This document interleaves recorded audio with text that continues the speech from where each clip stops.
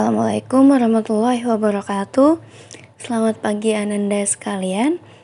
Hari ini kita akan belajar tentang interaksi sosial manusia dengan lingkungan, materi IPS di buku tematik 6 kelas 5.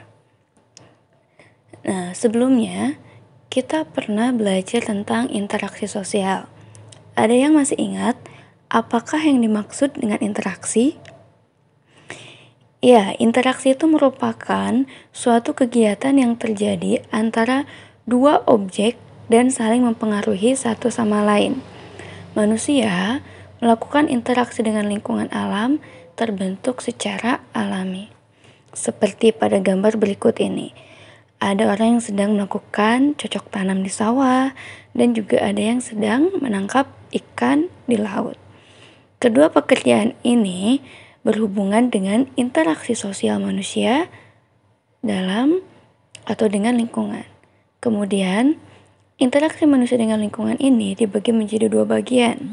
Yang pertama, interaksi manusia yang menyesuaikan diri dengan alam. Dan yang kedua, interaksi manusia yang memanfaatkan alam. Interaksi yang menyesuaikan, contohnya nelayan yang memilih waktu berlayar sesuai dengan cuaca agar terhindar dari bencana.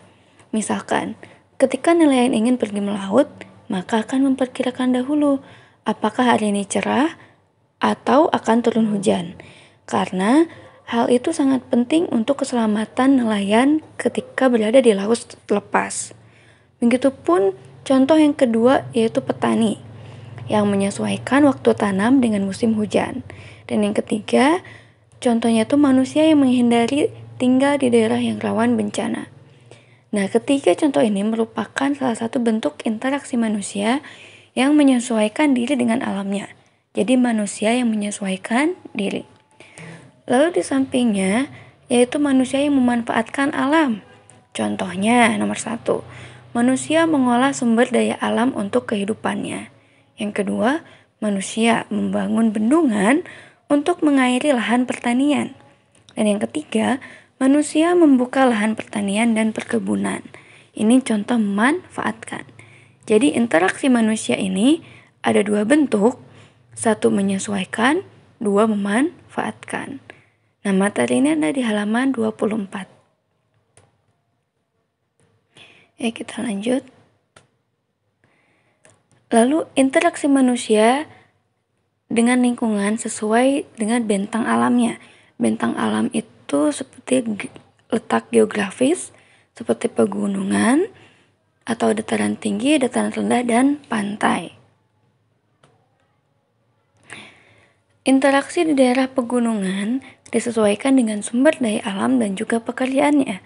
Seperti yang telah kita pelajari sebelumnya, bahwa di pegunungan itu memiliki banyak sumber daya alam. Seperti apa saja? Ayo, ada yang masih ingat? Ya, seperti teh, kopi, ubi, sayur, bunga, dan buah-buahan. Serta pekerjaannya kebanyakan sebagai petani, baik petani teh, petani kopi, maupun petani bunga. Bentuk interaksinya seperti apa? Yang pertama, bercocok tanam. Lalu, apakah ada hasilnya dari interaksi itu? Ada. Ketika kita bercocok tanam teh, maka kita akan mudah mendapatkan teh.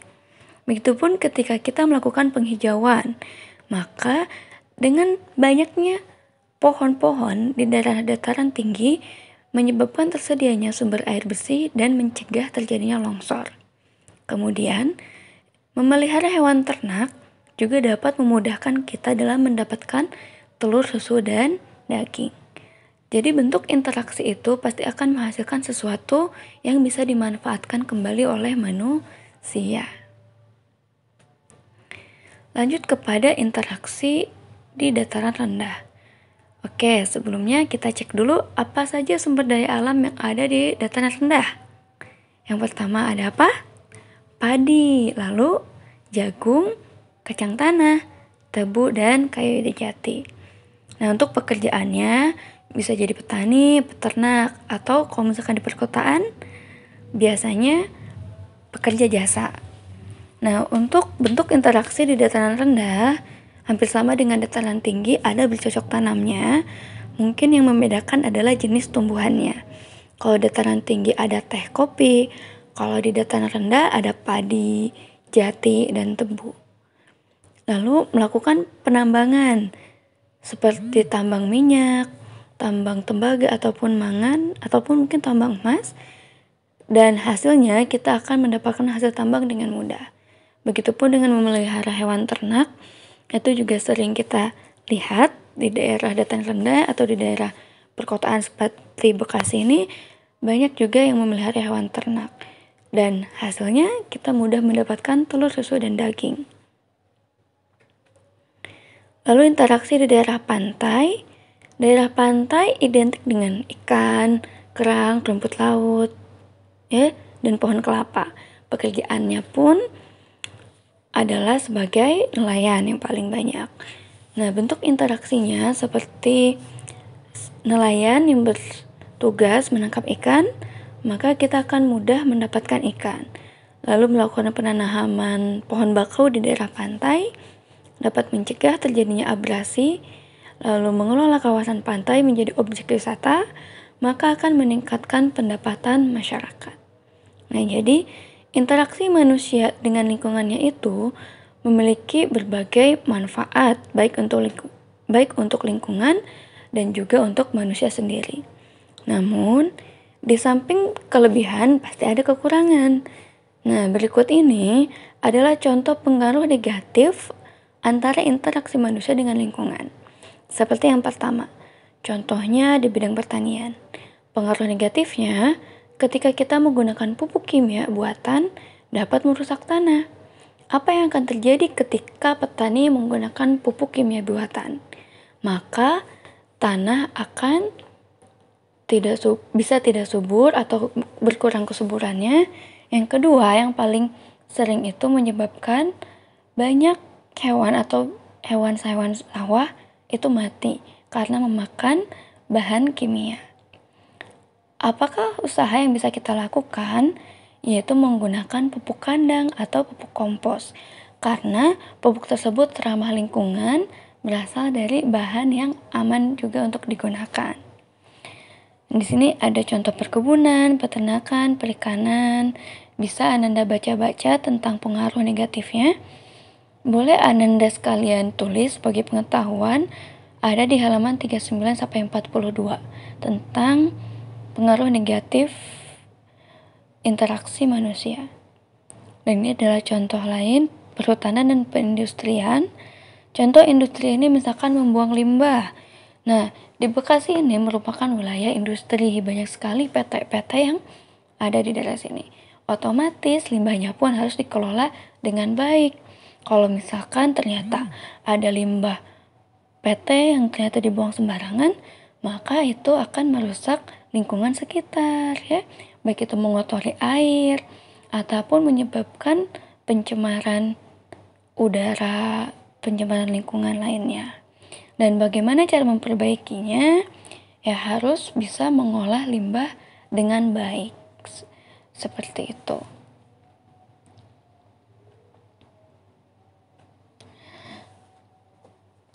Nah, contohnya perkebunan kelapa sawit ini merupakan suatu perkebunan yang besar di Indonesia. Ada yang tahu perkebunan kelapa sawit itu menghasilkan produk apa? Nah, seperti produk minyak kelapa sawit.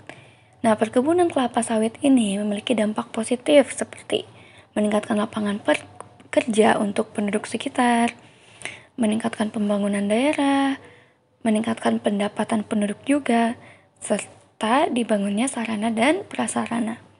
Namun, ada negatifnya, seperti berkurangnya keanekaragaman hayati. Kenapa? Karena lahan yang di sekitar digunakan untuk kelapa sawit, yang harusnya bermacam-macam pohon-pohonan bisa tumbuh. Karena dijadikan lahan kelapa sawit, maka hanya satu jenis pohon yang tumbuh, yaitu kelapa sawit saja. Lalu berkurangnya habitat dan hewan asli penghuni hutan. Jadi kelapa sawit ini biasanya dibuka itu di daerah hutan, sehingga ada nilai negatifnya ketika ada perkebunan sawit tetapi dia membuka hutannya diubah menjadi perkebunan sawit. Dan itu menyebabkan tempat tinggal hewan asli penghuni hutan itu berkurang. Lalu berkurangnya sumber daya air. Gunung itu sumber murni mata air. Makanya kenapa di gunung itu baiknya itu banyak pepohonan agar air hujan bisa tertahan di pohon, kemudian terserap ke tanah, dan itu menjadi sumber air yang bisa kita konsumsi. Namun ketika hutannya itu dibuka menjadi lahan perkebunan sawit, maka sumber daya air itu otomatis akan berkurang karena kurangnya pepohonan yang bisa menyerap air atau mengikat air. Lalu, aktivitas masyarakat dalam lingkungan sosial. Manusia itu merupakan makhluk sosial, di mana manusia tidak bisa hidup sendiri, harus menjalin interaksi dengan lingkungan sekitar. Nah, hal ini dapat kita lihat dari aktivitas masyarakat. Lihat gambar berikut ini, kalian pasti sering lihat gambar pesawahan yang berumpak-umpak, terutama di daerah pegunungan. Nah, berikut ini merupakan gambar sistem subak di Bali, di mana masyarakat Bali memiliki ciri khas dalam pengolahan lahan pertanian, dan sistemnya itu disebut dengan sistem subak. Nah, ini merupakan salah satu aktivitas masyarakat di daerah Bali yang berprofesi sebagai petani. Dan ini contoh aktivitas lain di lingkungan sosial: menangkap ikan, menambang intan, menanam padi, beternak, berdagang, dan merakit mobil. Lalu pembangunan ekonomi sosial budaya di Indonesia. Nah, ternyata interaksi sosial itu bisa berpengaruh besar loh untuk Indonesia, yaitu pembangunan ekonomi. Contohnya, seperti kegiatan jual beli. Nah, pada kegiatan jual beli ini berawal dari petani yang produksi bahan makanan seperti beras, jagung, kemudian dijual oleh pedagang. Dari pedagang dibeli oleh konsumen. Ketika proses jual beli itu berlangsung secara terus-menerus, maka akan terciptanya pembangunan ekonomi di daerah tersebut. Petani mendapatkan uang, kemudian pedagang juga mendapatkan uang, konsumen juga bisa menerima atau bisa mendapatkan hasil dari hasil bumi ya, seperti makanan ataupun minuman ya. Jadi baik petani, pedagang maupun konsumen, mereka menerima manfaat dari adanya interaksi sosial ini. Selanjutnya tentang kegiatan pelelangan ikan. Kegiatan pelelangan ikan ini hampir sama dengan proses dagang ya di pasar, ketika petani ke pedagang ke konsumen. Begitupun dengan pelelangan ikan. Ada di halaman 109 buku tematik tema 6, di mana kegiatan pelelangan ikan itu bermula dari nelayan yang sebagai penjual ikan di TPI, di mana nelayan mencari ikan kemudian dia jual ke TPI. TPI itu adalah tempat pelelangan ikan. Kemudian dibeli oleh juru lelang, di mana juru lelang menawarkan harga kepada calon pembeli. Lalu ada pedagang besar. Biasanya pedagang besar itu membeli ke pelelang. Lalu ada penyedia jasa transportasi. Contoh lain dari aktivitas masyarakat ini yaitu seperti pelatihan membatik. Nah, pelatihan membatik ini memiliki hal positif di mana dapat memunculkan kesadaran masyarakat untuk meningkatkan nilai jual batik. Ketika interaksi manusia dan alam semakin meningkat, akan berpengaruh terhadap pengembangan ekonomi juga. Itulah materi kita hari ini. Sekarang ada tugas untuk anak-anak di rumah. Terima kasih atas perhatiannya. Mohon maaf bila ada kesalahan. Wassalamualaikum warahmatullahi wabarakatuh.